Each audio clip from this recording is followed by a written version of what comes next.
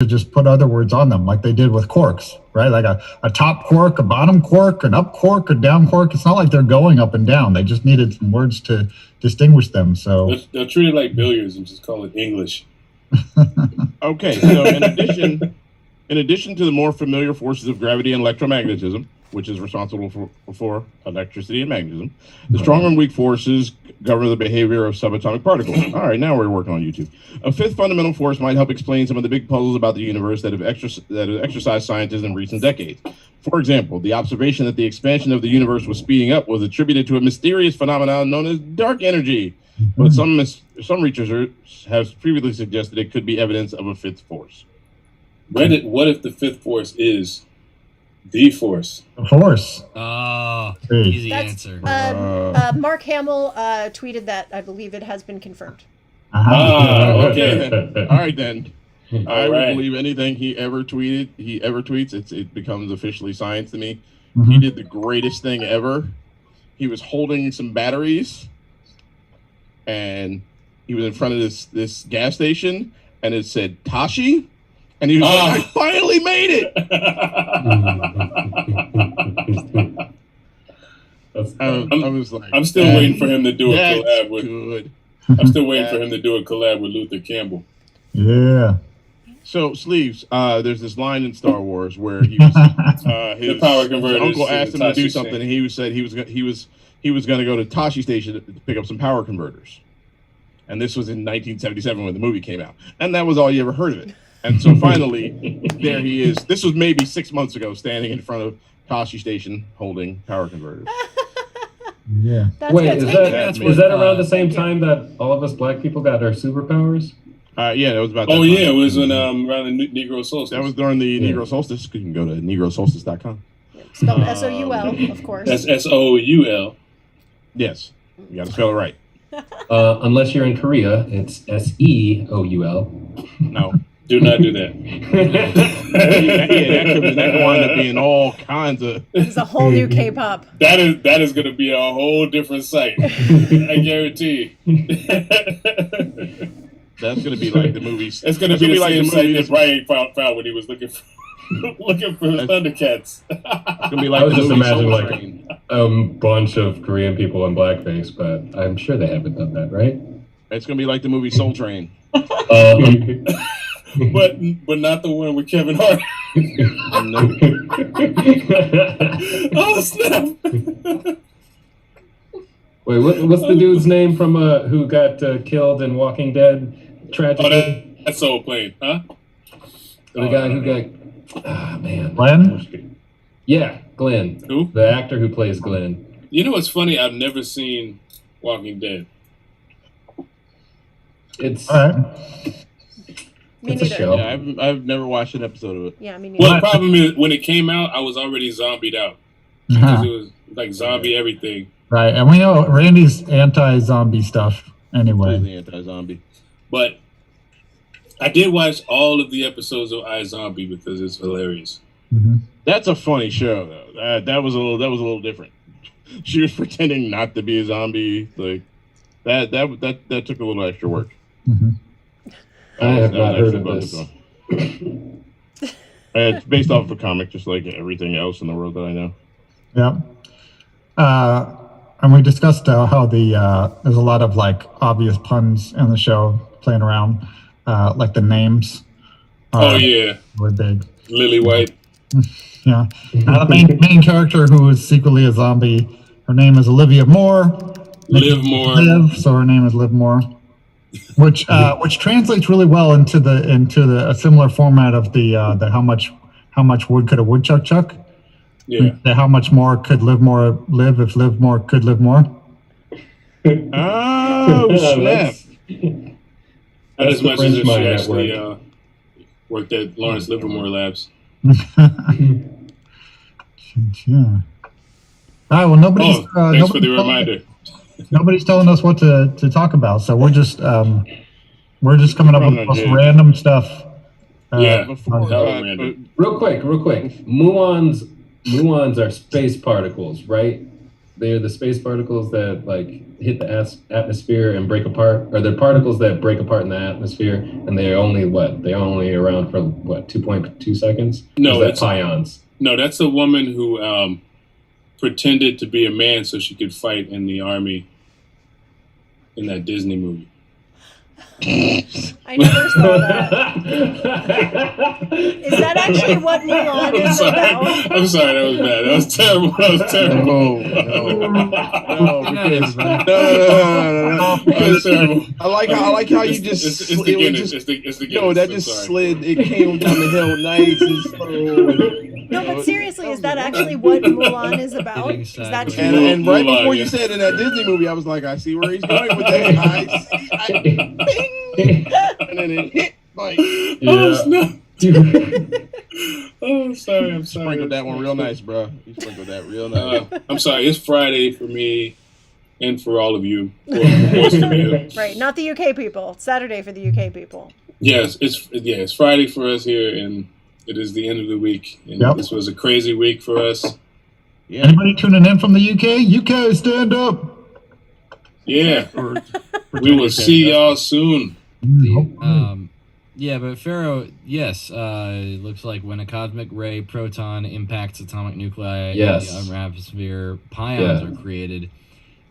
These decay within a relatively short distance in meters into muons, their preferred decay product. And that's why muons are so cool, because they actually they prove the time dilation. They're another particle that gives a little bit of proof for time dilation. We definitely watched a video about this at Fermilab. Yeah, we did. We definitely did. I do not remember that. Oh snap! I still have that guy's card. I was cleaning out my office and I found a card of that guy that gave me the card about perhaps getting a grant for my PhD. I'm gonna call the number and see if it still works. Yeah, we're still gonna reach out to them about actually playing a show at Fermilab sometime, because they have the badass auditorium there. Yeah, right. That thing is dope. Yeah, like you can whisper on the stage and be heard in the back row. It's really, the acoustics are incredible. Yeah.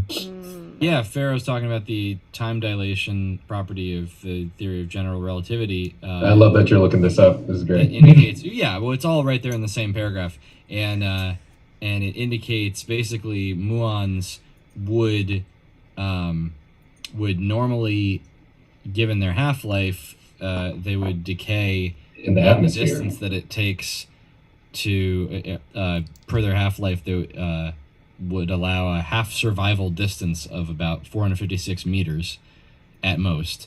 456? I thought it was 600. Well, they get it doesn't matter. They get a lot further than that because of the time dilation effect of special relativity, because of their velocity.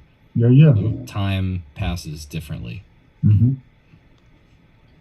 So muons actually see us walk in slow motion until they die very quickly after they see us for a second. That's Fermilab. That's Fermilab right there. Yeah. That's the Fermilab that I made out of gingerbread during the family's gingerbread house making competition. I have now arms. I have now written to them to demand that a further award category be established in the gingerbread house making competitions for best gingerbread house depicting the site of a major breakthrough in physics in 2021. And I'm happy to report that I have been granted that award. Yeah, but I think it's a little bit of a shame, because I think Sleeves made hers look really realistic. Really? Like, I'm kind of impressed with that. So why did you get the prize? Yeah, I don't know. Sleeves can do a lot of things with fondant. It's crazy. I was really impressed, because I hadn't actually noticed that the roof has that kind of like cutout kind of shape. Like, and of course always noticed the shape of the building, but that actual shape of the roof, and like I didn't notice that because until we're normally I saw, looking at it from below. Right, exactly. And it wasn't until I saw Wrench's gingerbread Fermilab that I was like, wait, is it really shaped like that? Oh my goodness, it is. It's really, Listen, I mean, man. he really nailed it. I mean, right down to the sort of plaza that extends out in front of it. Very impressive. I think it's quite obvious that not only do they do scientific research there, but obviously whatever sort of super team that exists in the planet works there. Like, look at that place, dude. Yeah. It's the Hall of Justice. Yeah. It's Avengers No, Tower. no, It's no. all of that Except stuff it's put not the Hall of together. Justice. No, because we actually. Well, no, we've seen the Hall of Justice, but whoever made this was like, I want my own Hall of Justice, but it's gonna look like this. Like when the time comes, this is obviously gonna be Starfleet Academy. Like, it's all of that stuff put together. Yeah. Robert Wilson, who like, founded Fermilab, he really went to town on all the design stuff. The power cable, like phone line cable things holding them up, they look like pi symbols. And then he established a herd of buffalo on the grounds. Yes. Yeah. All kinds of stuff. He did great stuff. Let me tell you about my first visit to Fermilab. Yes, please. Ever. Me and Alyssa went to visit Fermilab, and we're like, oh, it's going to be all these like scientists in there doing science stuff. Like we should go, and like participate, like, try to be part of it. So we went out and we bought 2 lab coats and clipboards, and we showed up to our tour of Fermilab in lab coats and clipboards. And we were the only people in the building in lab coats and clipboards. Very disappointing. We showed up at the tour, and the tour guy is like, "Oh, what do you do?" And we're like, we're dressed like scientists. He's like, "Oh, okay, that's cute." But the other people that showed up for the tour were like, "Oh, you must be our tour guide." And we're like, "Nope, just fans, just fans." Just fans. I bet you Dexter was wandering somewhere in there, and he's got his lab coat on. Of course he does. Dexter from Dexter's Lab. I think not the murderer. Not the murderer. Scientists that are watching this stream, you guys got to get back on that lab coat thing, because it was cool, man. You had like a whole scientist uniform. Mm-hmm. Don't let that go. On one hand, Wrench, you make a really good point. But on the other hand, it's kind of like saying, hey, musicians, you went in the wrong direction when you stopped wearing the nudie suits. That's true. Also able true. To easily identify you from 1,000 miles away. Yep. Yeah. You should go back to doing that. That's right. But should we have that conversation? Should we go back to nudie suits? Well, I mean, the only problem I have with that is that nudie suits are way more expensive than lab coats. Yeah, them Good lab coat would be expensive. Grip. Yeah. Actually, I had the thought at one point. I was in a mall, so this was a long time ago, but I was in a mall and I passed by one of those medical uniform supply stores that had like scrubs and stuff, Yeah. You think about it, like, that's what you want your uniform to be, is like scrubs, because they're universal, and I don't know how expensive they are, but they're just everywhere. They're comfy. And they seem like they clean easy. That's what we want to do. Now, if you want to have them, prettied up, and you add some yoking and some embroidery and some pearloid snaps, you could do that. But I feel like scrubs would be the ideal template to start with for a band uniform. This is me over here. Devo did that, right? Did Devo do scrubs? And did Wendy and Lisa do that, or was that somebody else in the? That was Doc. That was Doc. Yeah. So in Prince and the Revolution, there was a scrub-wearing keyboard player. There was also there was also Dr. Dre. But this would be like a whole band, though. See, Dr. Dre should have had the lab coat thing going on more than he did. He did, though. Well, but he didn't stick with it, man. No, because then he went gangster. But that was when he was with the world class record crew. He was all in the stuff. He had the stethoscope and the whole night. Yeah. Is he supposed to be a research doctor, or is he supposed to be like a? If he had a stethoscope. He had a stethoscope. Mm-hmm. But now I think he's more of a gynecologist.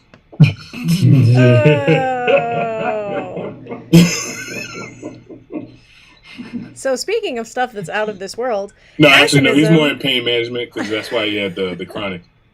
Yes, that's right. Okay. That's right. So Asimism was asking about Pi Day, and yes, Pi Day was played as the wake up song by JPL, NASA JPL's Mission Control, played as the wake up song for the Mars rover on March 14th, Pi Day. They liked it so much, Mission Control played it. So that is a thing that happens. Yep. And last Friday on our live stream, we had a fantastic conversation with a Mars rover driver, which was really, really cool. Yeah, and I didn't even mention this during that conversation, but another amazing thing about Scott Maxwell. So we talked about how he was the team lead Mars rover driver for the Mars rover's Spirit, Opportunity, and Curiosity. We talked about how he can recite Shakespeare from memory. We did not talk about the fact that he now works at Google. And we also... Oh, he works at Google now? He does. And we also did not talk, because that's another place we'll get a tour of next time we're out there. That's where that Miss Pac-Man machine I'm always talking about is. And another thing that we didn't mention about him is that he is the author of the Linux kernel code core commentary. So basically the entire Linux kernel code written out and annotated is a thing that he wrote. And there's why did he not mention that? There's basically nobody else, because you're the only person who he like knows cool who would... to talk well, about. I guess because I was the only person that would care. Yeah. Why does that sound like the Torah to me? Wait, did he wrote the Linux code, or No, he just wrote the commentary? Yeah, okay. so he annotated it, explained it, talked about what it meant, but he wrote this book and it's been translated into 25 different languages or something. But it's so funny because who's going to edit that? Who knows enough to edit the person who knows enough to write that? Some wise ass on Wikipedia. That's the answer. Some wise ass just been on there like, nah. Yes. Yep. So that was our guest last week. Coming up on April 30th, we've got David Dylan Thomas, who is an author, and he studies and writes about cognitive bias. So that's going to be really cool. And then May 7th, we've got the legendary Paul Porter coming on. We did a Clubhouse room with him a couple weeks ago. That was really, really fun. If you are on Clubhouse, check out the Rappalachia Club and check out me and Dolio are both on there. Everybody else is Android people. We don't hold it against you. I'm an Android person myself. But we have a club where we just sit and feel like the warm smugness of being Android people. Yeah. It's kind of like that feeling where if you ever pee yourself and then you just sort of sit in the pee, but it's warm. What we actually do for a short period of time, then it gets cold and clammy. It's like that. Together. That's how that feels. It's exactly. But we did improvise because we were able to get Wrench in on that Clubhouse. That's right. By basically just daisy chaining the some an Android phone to an Apple phone. No, it's fine. It's fine. I'm sure you guys had a lot of fun. I have my warm pee feeling, so it's fine. It's cool. I'm happy. I'm very happy. So it's all good. I don't even know what Clubhouse is. So. What we really do is we get together with our Android phones and actually look through the files, because you can do that on an Android phone. That is nice. You can do that on an Apple phone too. If you're me. Yeah, right. It's not intuitive. It's not intuitive. Thank you so much. Thank you for saying. You can do that on any phone, actually. I love it. It's not intuitive. I think early on when I had an Apple, I had to jailbreak it before I could look at the files. Remember those days, jailbreaking days? Does anybody? No, that's me. Is that me? That's just my generation. Sounds like Melanie might have done some jailbreaking. What with having a Linux and Windows dual. I habitually void warranties. Yes. There we go. And he can replace iPhone screens. True story. Yeah, I replaced my own screen several times because I break stuff too, and the batteries and all that good stuff. Yeah. You have to have all these specialized tools to do it because it has the right size for the screws and all this thing, and this thing called a spudger and I used to have a kit and I would repair people's phones, but I don't have that now. And I got a couple of broken phones. You got all the gear? I got like 3 of those kits. I got a Samsung and a Moto that I need to like rummage through and see if I can fix it. We'll talk offline about that. Yeah. The important stuff. That's right, everybody. We can walk through it. A Samsung phone repair right here. TV. That will be at the Barnstormers. If you need to know how to repair your phone screen, become a Barnstormer. Gangstagrass.com. No, we're not. No. I, I would like to know what was Danjo's first job? That's a good question. You brought it right back around. Okay, I like it's hard to say. Actually, speaking of old Apple products, I babysat for a little bit when I was younger. I remember I had this one gig. I was like just the whole day, whole week babysitting for this one family, and that added up pretty quick. And I got that was like iPod Generation 1. Was pretty much what I ended up saving up for there. But iPods cost like $3,000, man. Shit. It was, man. It was. And I got paid well for babysitting. I'll tell you that. That was good. The first like job, like like you'd put on a resume, like actually for like a company. I applied to work at a Cold Stone Creamery. Great choice. Yeah. That Right. where Did you they'll sing the make song? you coffee Oreo ice cream. Right, yeah, excellent products, but Pharaoh mentions that you do have to sing just ingratiating songs whenever. That's because it's too bad you can't sing. Well, right. I mean, this Maybe was someday this you'll learn was back. No, I'm not above being demeaned and singing for money. Like I've done that in so many contexts, but scooping ice cream at the same time, like you'd think this would be the perfect job for me, but I don't know, man. Like I signed up. This is a true story. The true story is I applied, I got the job, they trained me, and then there was some miscommunication where they were like, all right, so like we'll let you know, we'll put you on the schedule or like call in for your hours or something. And I was just like, cool. And then I didn't call them and they didn't call me. And that was the end of it. I think I worked like one day for them. Yo. And I was just like, this is too awkward. So I'm just never picking up the phone. And that's how I stopped working there. Wow. Worked there for one day. I did. I love that. I did. That's And a I didn't unique thing to be able to claim. I don't think I even For quit. one day. Like, I don't think I ever even quit or anything. But these days, I think that experience would get me on like a TikTok. Don't the kids do this where they're like Dunkin' Donuts sucks. I hate working here. I'm gonna quit. But before I do, this is the packet of powder that they make into avocado toast. Blah! And they like you know, isn't that a thing that they do now? Is like you blow up your job right before you're gonna quit anyway or get fired anyway. Wow, really? Yeah, apparently.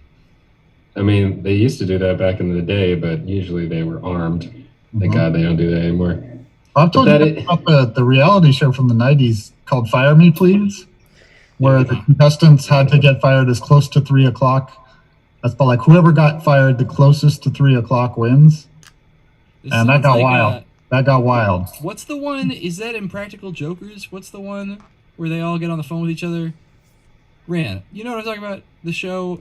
Impractical Jokers is a whole different thing. Them dudes, they wind up in all kinds of spots. But that's the sort of thing where they're all like, they all have hidden cameras and they're all like giving each other instructions on the phone. They're like, that was now crazy. you got to go get fired. Okay, Yo, now. that show is ridiculous. I love those dudes to death. Yeah. Those boys are stupid, man. Yeah. Oh my God. Randy, what was your first job?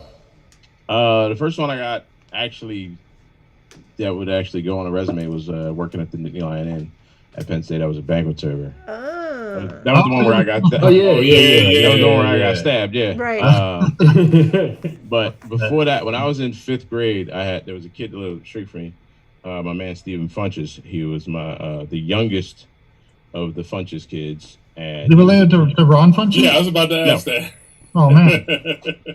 No, he was the youngest, and he was in kindergarten, and his mom paid me $10 a week to make sure that we would get on the school bus together, and she made sure that he got to class, and then after class, I would make sure he got on the bus with me, and I would walk into his sitter.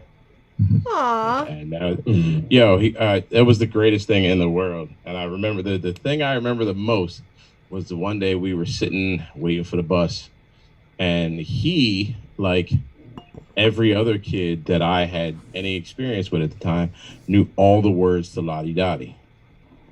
And in kindergarten.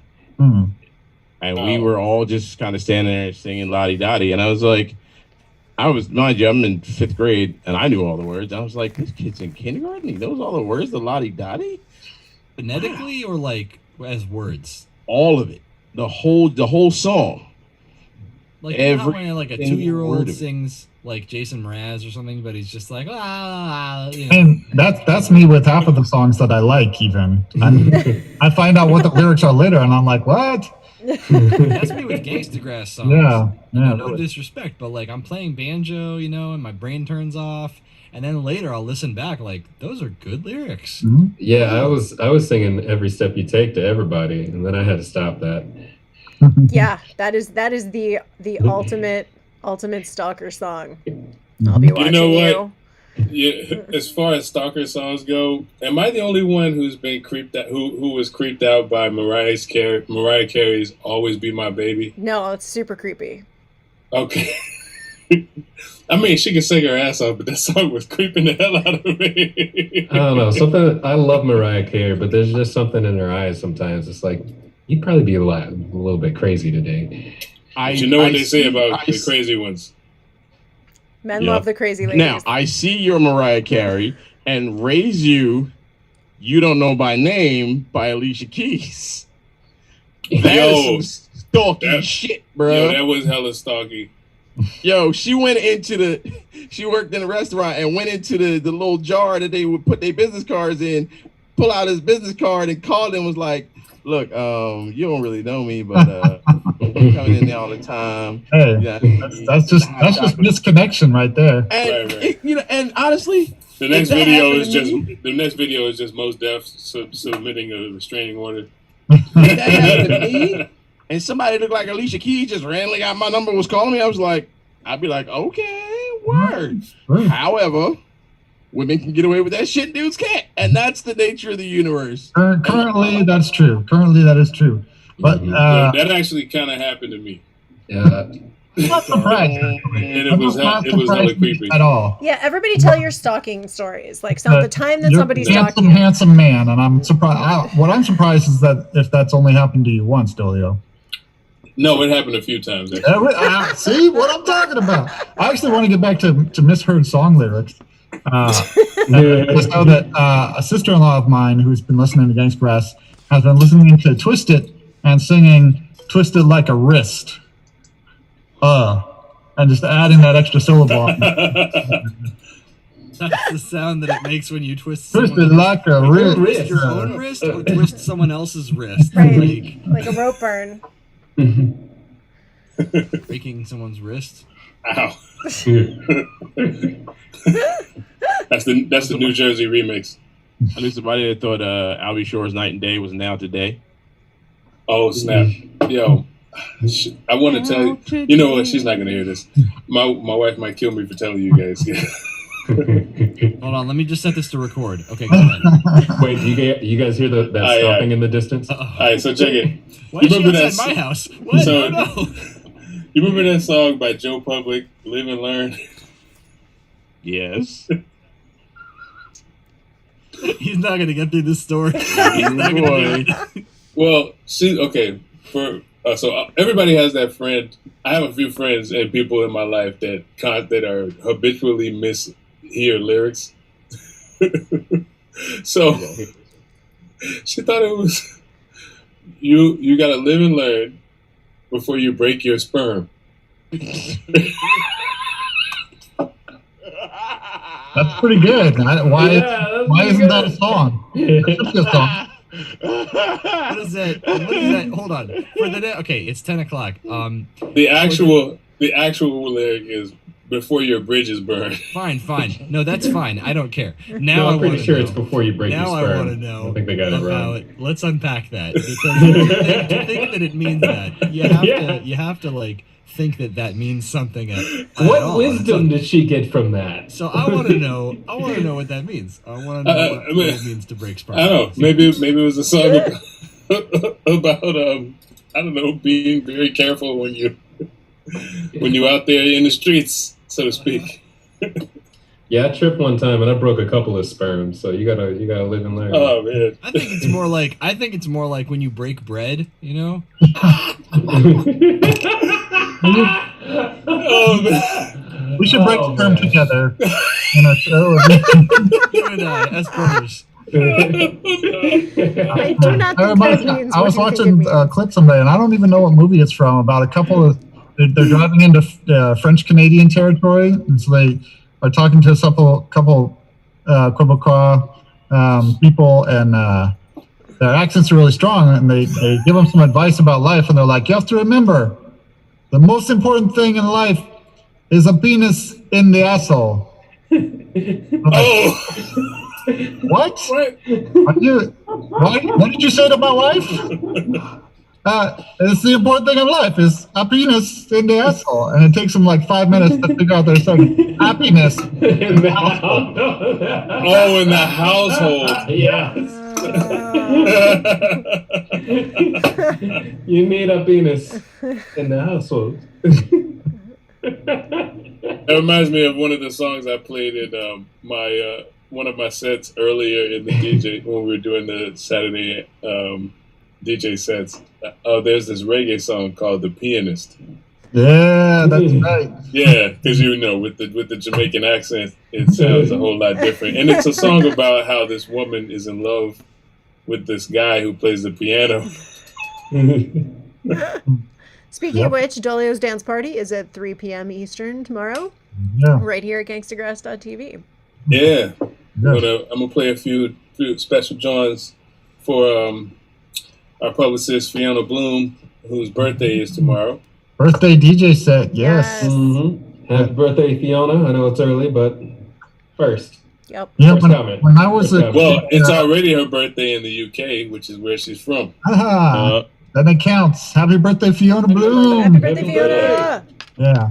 When I was a kid, the Jay Giles song "My Angel Is a Centerfold" came out, and it was playing on MTV all the time. And I was very young and did not know the word centerfold, so I really thought the song was "My Angel Is a Telephone." That's totally That fair. works, too. Yeah. Yep. Yep. I've never misheard any lyrics in my life. like Melanie in the Twitch chat, I'm a lyrics person. It's all about lyrics. Yeah, me too. It was funny. It's like DJ Quick's "Born and Raised in Compton." For some reason, I had the whole song memorized after the first time I heard it. What, it hit you that hard? You from Compton? No, I'm not from Compton. It's just What? like,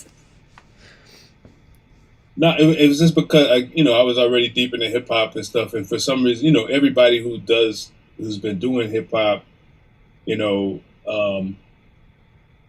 especially if you rap, you had that homie that was a DJ, and every DJ, if you've been DJing for a while, you've had your gear stolen, like all of your gear.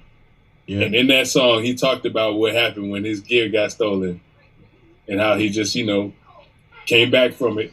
And I was like, I really identified with that. And actually, I had my gear stolen, not at a Gangstagrass show, but at a B-Star show. Oh, It was during load-in. what? Yeah. Don't you remember my gear was in Post's car. We were loading in because he was loading stuff. He was getting ready to drop the gear off at the venue. It was at Southpaw, the old Southpaw. And somebody broke his window and stole my DJ gear. Jeez. But we still did the show because I had the records with me. Good. And we used the house turntables. It was us. That was the one that Daron was at. Right, because his band was playing there too. Yeah, and that's where they found out I rapped. Yeah. Because I rapped with him. There is a lost album of me, Don Flemons, and Dante Pope, a good friend of mine down in DC, drummer down in DC. Great and we were loading into a practice space once, and we had just got done recording this thing, and it was, we set up a home recording thing. It sounded great. Someone stole the laptop, a couple of other things, and the hard drive it's on. Wait, where were you? DC, Oh, okay. surprisingly. That, I don't know. For some reason, I was thinking Missouri. No, we were extra careful in Missouri and in St. Louis, where we thought we were going to get jacked. Yeah, people get jacked in St. Louis. Yeah. They Might Be Giants got their stuff stolen outside of the 930 Club in DC. Oh, really? Yep. Eesh. Oh, If you get your stuff stolen in DC, it's stolen. They're good in DC. Or wait, was that the time? Or maybe that might have been the time it caught on fire. I might be misremembering.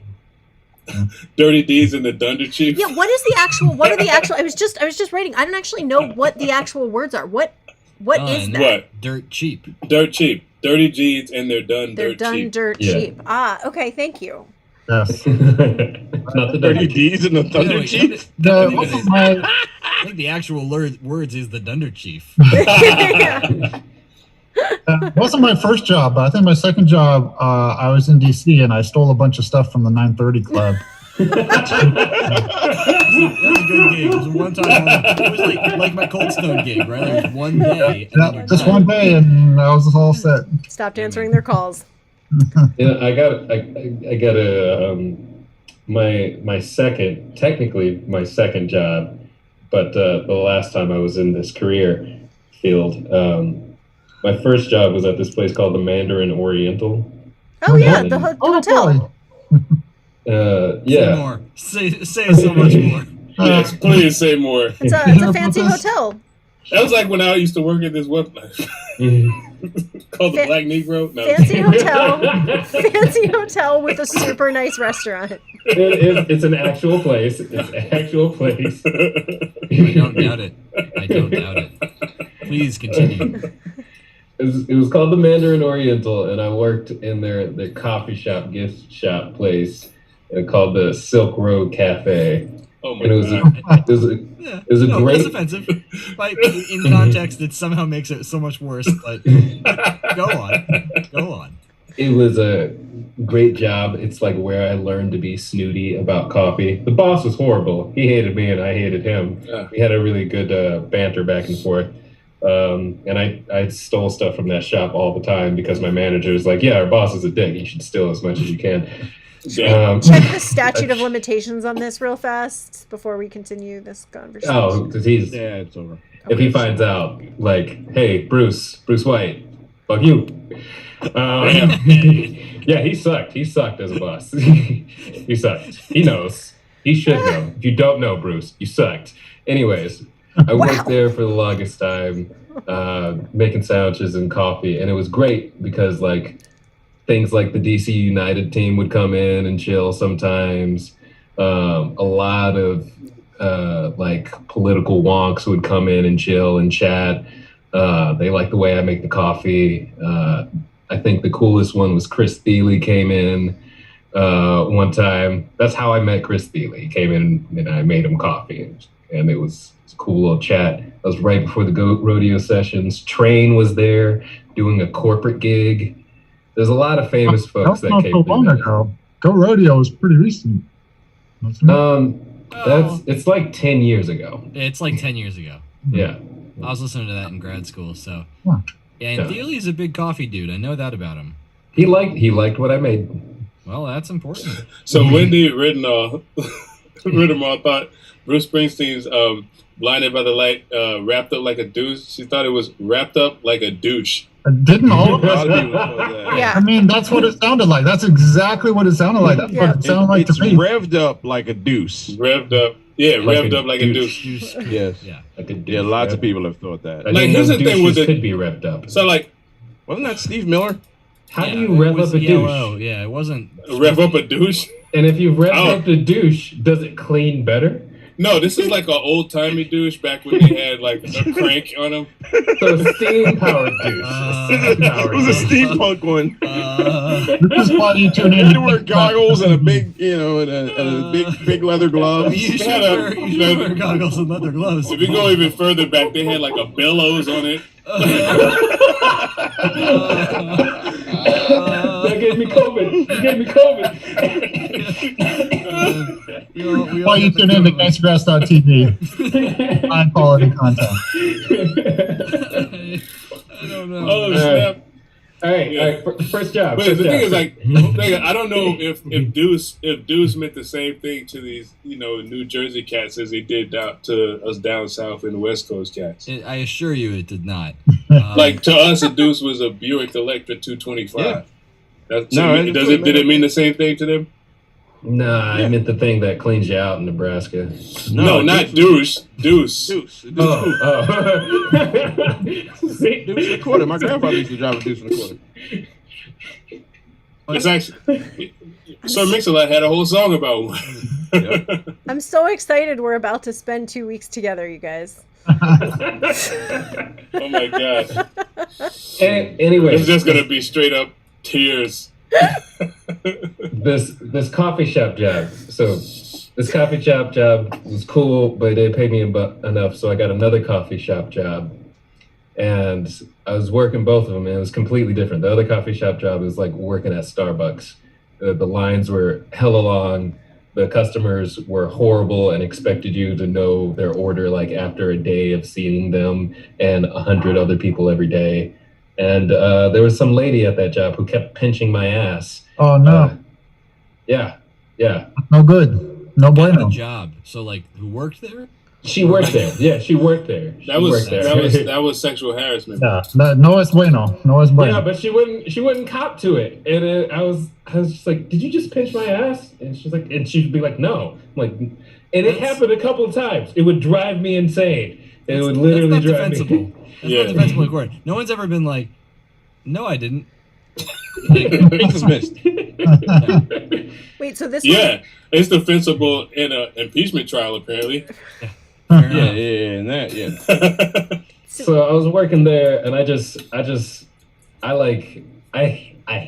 was hating life at that time, and I went home one day with the roommates, and we all were just like wiped from work, and we put on Little Dragon's album, and we partied all night, and this is a wilder time. I'm not going to name all the drugs, but someone brought drugs. And was it crocodile? It was like it's not. Flintstone vitamins. And, some of them look like Flintstone vitamins. Yeah. The good old days. And this was like 2 days of this, and we had just gotten so stoned, and I woke up after I was supposed to go to work, and I just called in, and I was just like, I'm sorry, but I was just going to call off work, but I was like, I quit. And my boss was like, are you sure you just don't want to take off the day? And I was like, no, man, I quit. And I like shuffle out of my room, and me and my roommates all kind of shuffle out at the same time. It was a hilarious little house. This Canadian gay dude and this really butch lesbian Latina chick. We all shuffle out of our rooms, and she like didn't go to her job, and he didn't go to his job. So we all had a nice day in the park. It was the best way to quit a job ever. I think Alex Trebek is like, last time I worked in coffee. The question was, what job did you have? And that is... Yeah, that's crazy. We do not accept that answer. Yeah. I really want to know, and you can back channel me. I do want to know which Starbucks this was. It was a Tainan Coffee. It was a what now? You know that place in DC. Yeah, I actually only worked around food once, and it was for exactly 1 day. Also a 1 day. That's when I discovered I cannot work in food establishments because I don't like people when it comes to like being customers. Because I was like first day they put me at the register. I was like, oh snap. Because what happened was I kind of knew a lot of people. So what happened is the first day, everybody I knew showed up there trying to get the hookup while I'm at the register. And I'm like, dude, you trying to get me fired on my first day? Right. So like at the end of the day, I was like, I can't do this. I can't do this. Can't charge my people for food? Come on. Right. And then from then on, I just worked a bunch of security guards and nobody asked me for free stuff. Or free security. Like, can you make me feel safe? No, I mean it was stuff like, can you put this gun in the safe for me? That type of stuff, but nothing too crazy. Yeah, that's an interesting job. Yeah, run that back. What is the context in which I haven't had occasion to put a lot of guns in a lot of safes. Hey kid, No, you gun over there next to the body. Food service job in the safe. No, it was actually the guy who submitted his gun a lot of times was a Secret Service agent.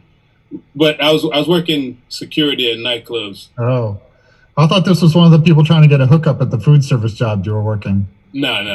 Yo, dog, can you hold this gun over here and give me some nuggets? It was at I don't know what the name of the place was called anymore, but it was effectively the Rathskeller of MIT. Okay.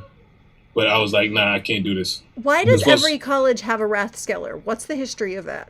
Well, Rathskeller, I just think is the term for the foodery on campus. The cafetorium. Because, like, I remember Fordham had one. I feel like maybe Princeton had one. Like, I feel like maybe Hopkins had. Like, there were Rathskellers across the country at colleges, as I recall, from my debate days. Yeah, it just means bar or restaurant in Germany.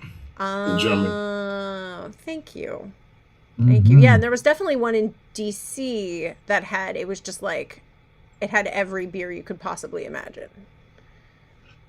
Yeah. Right. Yeah. That was also the thing. They were trying to get the hook up on like booze and stuff. And I was like, at that time, I was not even old enough to be handling it.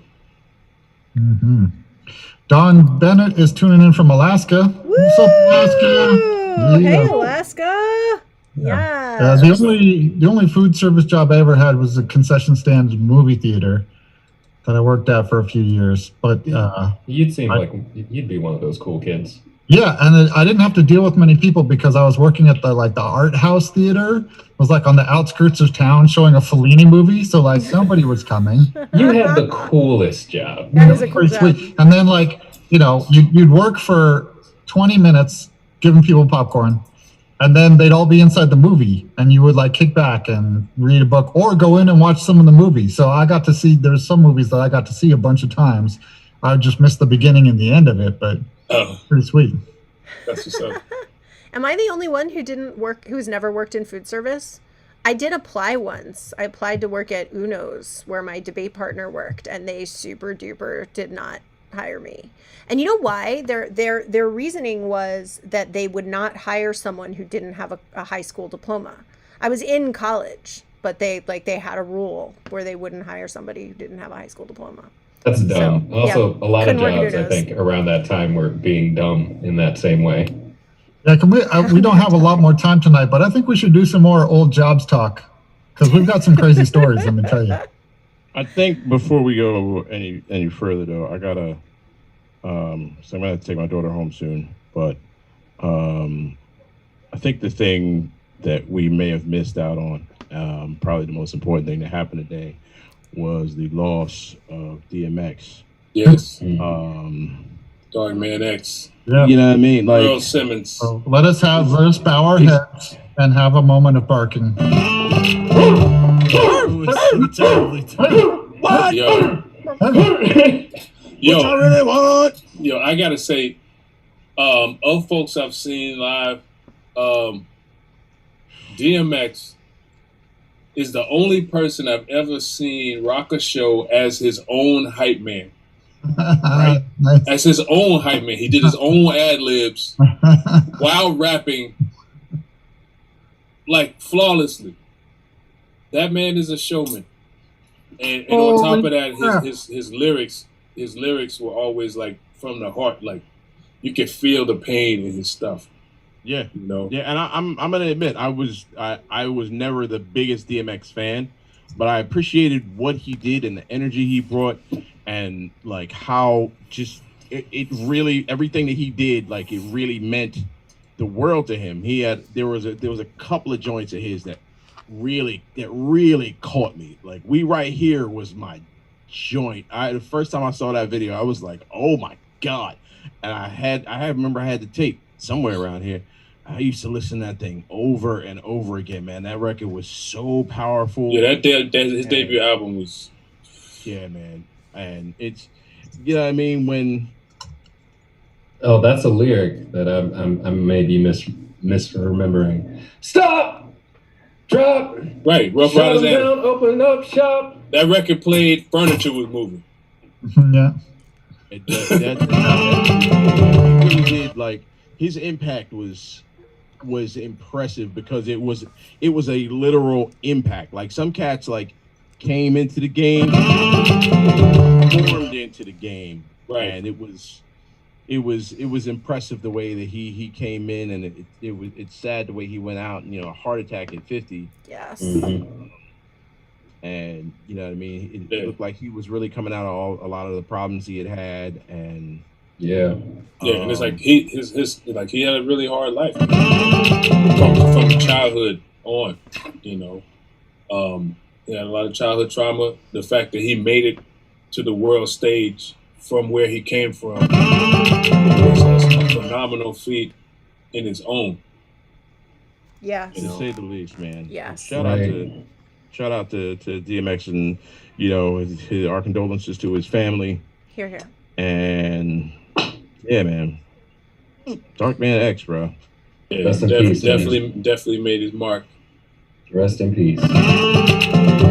So to catch you up on all these sounds going on, MP5 Kentucky is totally rocking it in the Twitch stream, giving out subscriptions to folks. What's up? That is dope. So.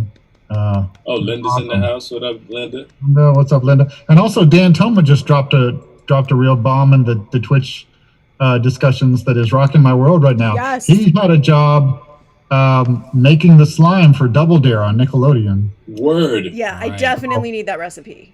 So, Yeah. Oh, Before- was that before he like tells how us. much did you have to blow your nose for that? Before Oh, my he Lord. tells us, can we all go around and say what we think the slime is made of? Pharaoh has already said I have. human boogers. I think it's I don't know, like cornstarch, baking soda, water. cornstarch, right? Green food coloring. And what's the stuff that makes it glow? It's something radioactive, like uranium or something. I always just figured it was ectoplasm, and they were like back there, like blowing up Slimers. Oh, That's cruel, man. That's so a sad. slimer every That's, time. that's television, man. When I was younger, Oh, I didn't know what it was made of. I just thought like it was gross. It was like, why is everybody doing this? Why is everybody snap. laughing? That just made I me would think not of be you. happy. It just made me think of you can't do that on television, Yes, I don't know. which is actually where we get Alanis Morissette. Oh, well, that has changed my entire opinion. If you can't do that on television, What? Better? you guys know my Yo, feeling on Yo, I Alanis ain't Morissette. gonna lie. In '96, which is arguably the best year for hip hop in history, So you said. was Nothing also worse. the year that Jagged Little Pill came out. Because I remember that CD stayed in rotation along with UGK's Riding Dirty, Too Short's album number 10, Master P's Ice Cream Man. So all the great hip hop albums Right. that year. All that great stuff, and then Also, Alanis what else Morissette. came out that year? Freaking Reasonable Doubt, Yeah. Yep. All Eyes on Me. Mhm. For my Texas heads, Born Twice's diary was a pimp, autobiography of a pimp, something like that. Isn't that also the year that Tupac was shot? Yes, it was. It was also the year that Maxwell's Urban Hang Suite came out. Yeah. Isn't that I don't know what why about I know that. was 3 the Hard I Way should that know year that. too? Bahamadia Collage came out that year. Yeah, Collage came out there. Yeah, that came out that year. Also, Sonic the Hedgehog 3. Stakes is High came out that year. Stakes is High came out that year too. I forgot. Because Yeah, that one man. stayed in rotation too. Forever. That thing is still in rotation. What year was this? 1996. 96. Neil Patrick Harris came out that year. Oh, Mm. very nice.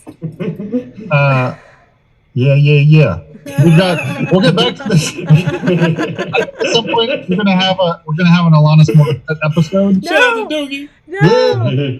Yo, Alanis Morissette actually has a special place in Gangstagrass's heart. That's true. Also has something to do with St. Louis. We're going to tell that story on the Alanis Morissette episode of the Gangstagrass live stream. I could bring myself to tell that story. Yo, we got to get Landry on the string for that one. Actually, true. Yo, it's gonna be really hard to make this outie and innie again. What? Thanks, Dad. Okay. All right. Thanks, Dad. All right. Yeah. So we were planning to call the stream a little early tonight because we have some stuff to do. Yeah. Do got stuff to do. Gotta put our outies back in. If you guys really want me to. Yes, please. Keep it innie. Keep it innie. Keep it innie. MP5 Kentucky, we would love to get Landry on, and Landry's got an awesome art career going on, LandryMcMeans.com. We will tell you the story of the Alanis Morissette and the dumpster and the first time Sleeves drove Gangstagrass anywhere, and is amazing. I'm still sitting here after that day. I hope we're correctly interpreting your handle as MP5 Kentucky. Oh, right. Yeah. That's true. Not it could like be just an employee of KY Jelly or something. Or Key. Just let us know if we're saying it right. Yeah. If you are, I'm looking for sponsorship for my. It's actually pronounced MPV. Oh wait. We never actually got back around to the whole question of the slime on Nickelodeon. Oh, yeah. KY Jelly. Hey. Oh, really? That's my guess. That's my guess. Okay. I love that you all just took that though. Like Dan knows. Dan's a Nick kid. Like he definitely knows what it is. Right. He Googled it. Now we know. Googled it. Excuse me. Besmirching my authority, my authoritative experience. I had to Google what the slime is. No, we just know. Okay. Based on 87, just know stuff like all the characters that Kenan Thompson played on all that prior to going on SNL. That's right. I met that dude at, I went to SNL. You met him? And I was talking to Kenan after the show, and I was just like, dude, and I was like 17, 18. I was young at this point. And I was like, this is so great. It's so exciting that you're on SNL. I can't wait to see you bring Super Dude and all these other characters from all that to SNL. And he was just like, yeah, Nickelodeon owns those characters. I can't actually. All right. Do you want to know what the real slime recipe is? I almost don't. Yes. Oatmeal, applesauce, vanilla pudding, and green food coloring. Awesome. So you actually can eat it. Yeah, that actually sounds delicious. We should do it. Can we do it? Can we do it? Can we make it? We're gonna make it. We are gonna make it. I'd still be grossed out to be like bathed in that. You said oatmeal, applesauce, vanilla pudding? Yes. I feel like We're gonna do it. I exactly this combination of things when I was having like runs. I feel like if we could make it yogurt, like plain yogurt instead of vanilla pudding, I would be happier with that. No, I'll take the vanilla pudding. Yeah, there's gotta be a reason. Like you think about it, it gets all in everywhere. Like you want to be getting that stuff out before it causes like an infection. I'm surprised there's oatmeal in it. It looks so smooth.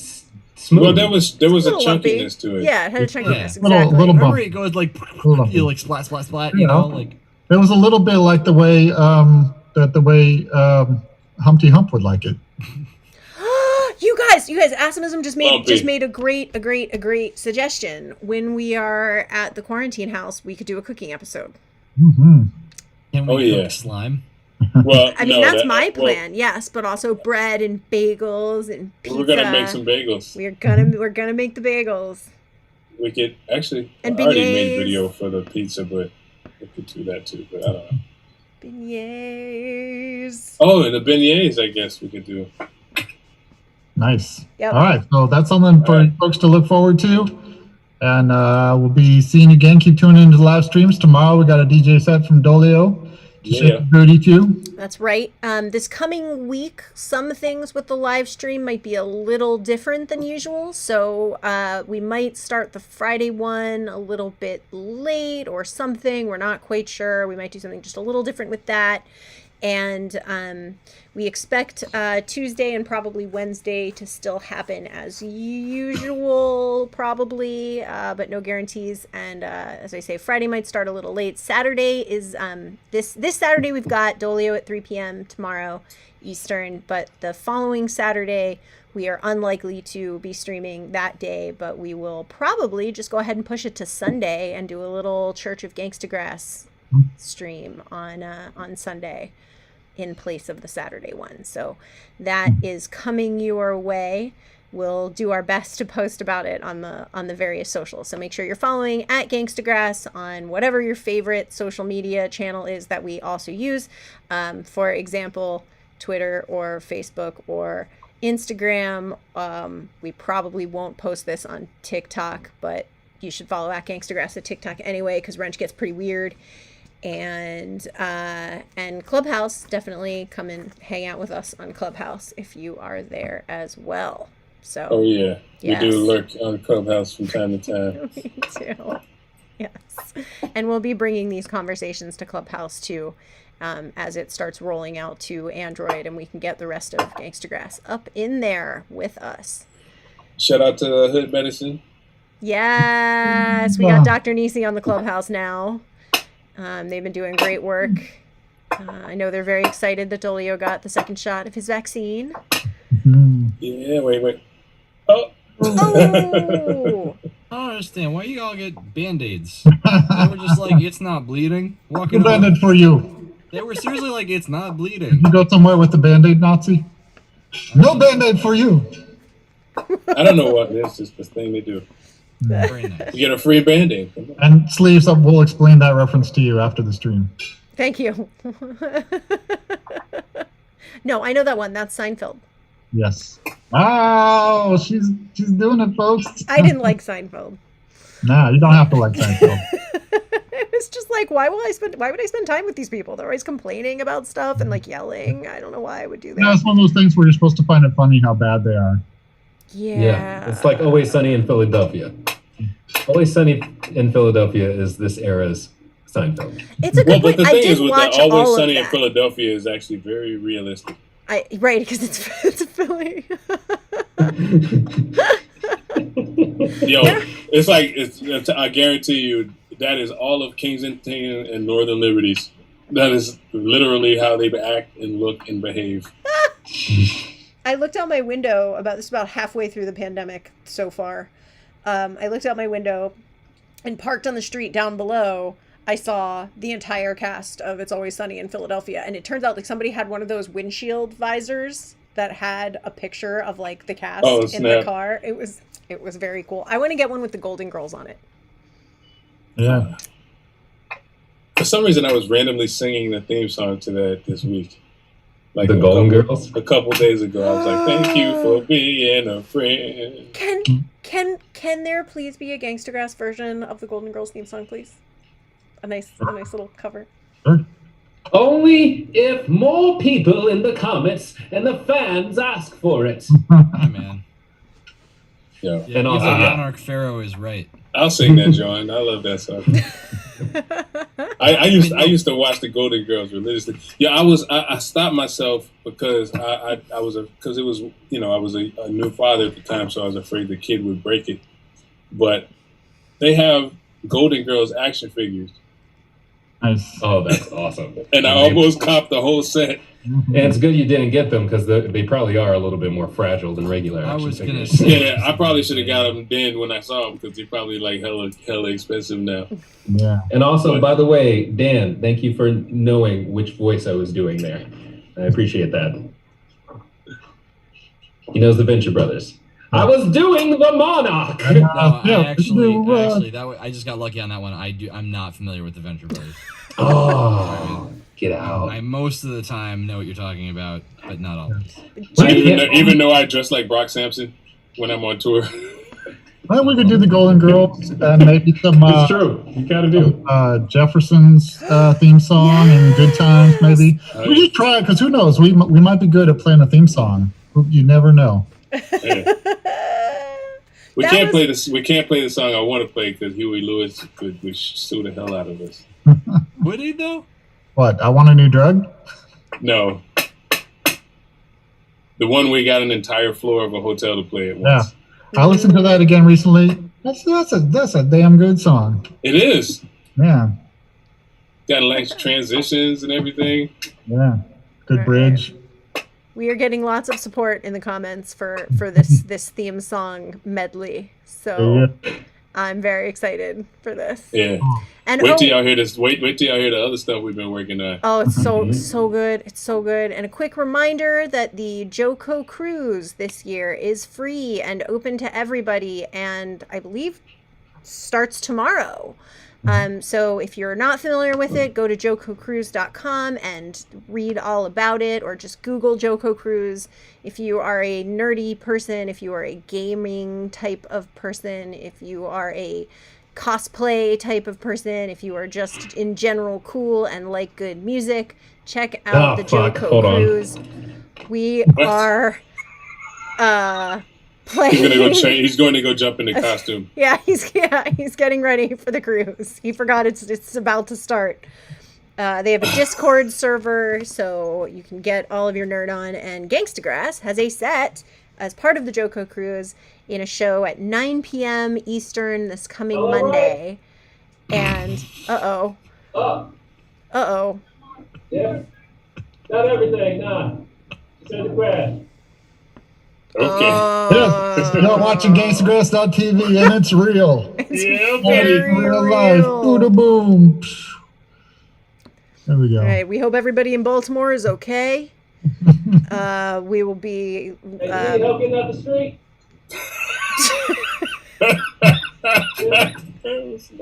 No, Pharaoh, do not leave. Pharaoh, do not leave. You may not break quarantine. You may not break quarantine. If you need to call 911, call 911. You may not break quarantine. Oh my gosh. Dear God, I hope he's listening to me. Yeah, I hope so too. Because if not, then...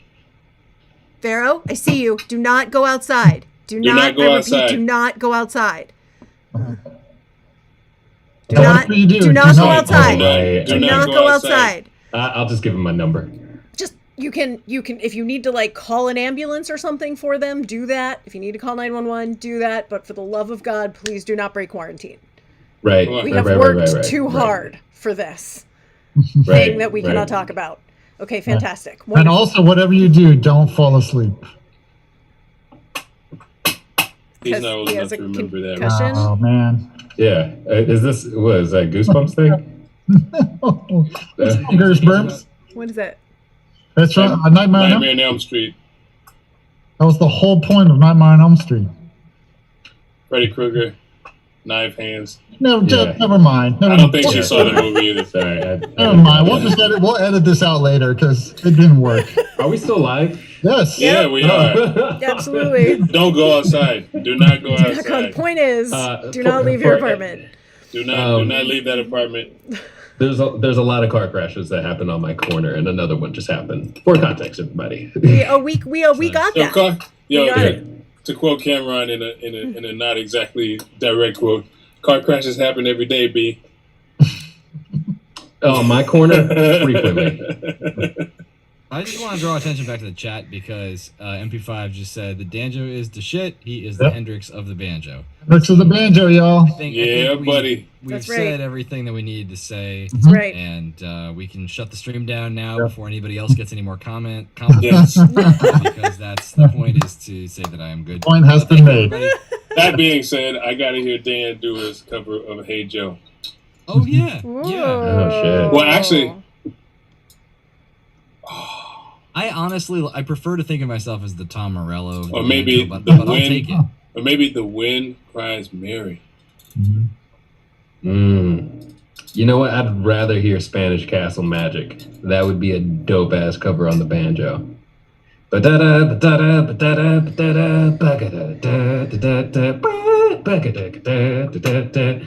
Sounds great on the banjo. I feel like we have some more stuff. I'm just gonna play All Along the Watchtower for like an hour.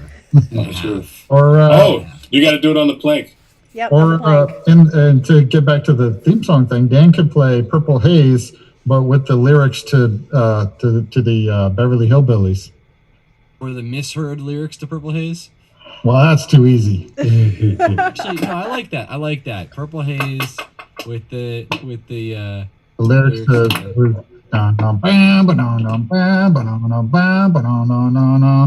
Purple gaze from my eyes. Farm living is the life for me. Land spreading out so far, why could intent to go? Keep Manhattan, just give me that countryside. He's thought about this. Holy shit. You do it, dude. He's ready. Yo, side note and slightly severely unrelated is I just realized that this capo, remember these capos we got at Folk Alliance? Has the from Daddario. Wow. I just realized it has a sticker on the side that says Year of the Capo. Wow. And I don't know what year that was. 2019. You guys, I should go ahead and go and give out my number real quick. Okay. Don't leave the house. You do not. You may write it on a sneak piece out of the paper and hold it window. up in the window. I will not leave. I will not leave the house. Okay. Yes, And sorry. nobody's coming Do not into your break quarantine. apartment. Nobody's coming in. It's okay. It's okay. No, It's okay. do not go out. Don't let anybody in. Okay. Yeah. All Don't right. worry, I won't. And that goes Sayonara, for everybody y'all. else out there too. Everybody in the stream. Catch you guys later. All right. Yeah. Thanks, everybody. We'll see you tomorrow at 3 p.m. Gangstagrass.tv. Bye, Brian. And Mateus in the YouTube was saying that live at Monterey for the Jimi Hendrix stuff. So I had to just affirm that and say yes, live at Monterey. Also because of the Otis Redding set. And you'll recall that was the thing that yes. Reeves' friend had been to as a baby, and I broke out.